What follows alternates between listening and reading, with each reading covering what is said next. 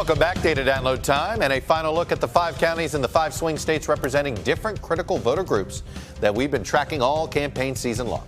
This week we're checking on 2 make-or-break states for President Trump, Pennsylvania and Florida. First to Beaver County in western Pennsylvania. Mr. Trump won the county by 19 points thanks largely to white voters without college degrees. According to analysis by Pew, he won that voting group nationally by 44 points. But in our most recent NBC News Wall Street Journal poll, President Trump's advantage with that group is down to just 21 points. And Beaver is where we find my colleague Maura Barrett. So Maura, is Beaver still Trump country?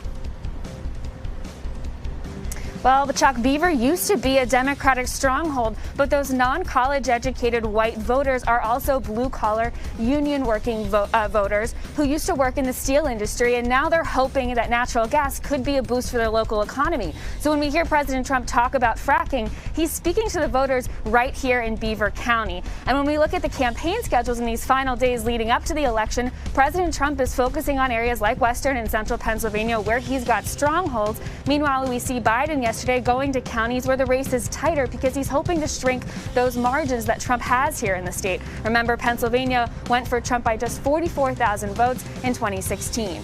Chuck?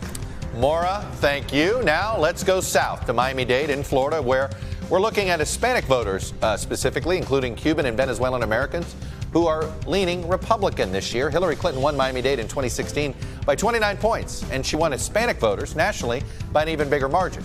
Now, Biden is still polling ahead of President Trump with the group nationally, but by a smaller margin than how Hillary Clinton did. My colleague Ellison Barber has been talking to voters in Miami-Dade. So, Ellison, is Biden going to do better than Hillary Clinton did? Hey, Chuck. Yeah, the Trump campaign has spent a lot of time trying to tie former Vice President Joe Biden to far-left socialist policies, even suggesting that if he were to win, the U.S. could become the next Venezuela.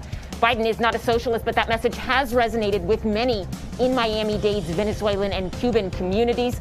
In recent weeks, Biden has pushed back more forcefully on that narrative, but some of Biden's Latino supporters here in Miami have told us they're worried he waited too long to aggressively push back. Chuck?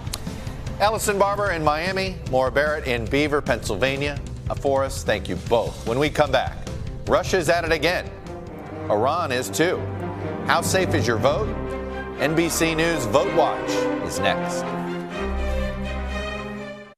Hello from Washington, I'm Chuck Todd, and thanks for checking out the Meet the Press channel on YouTube.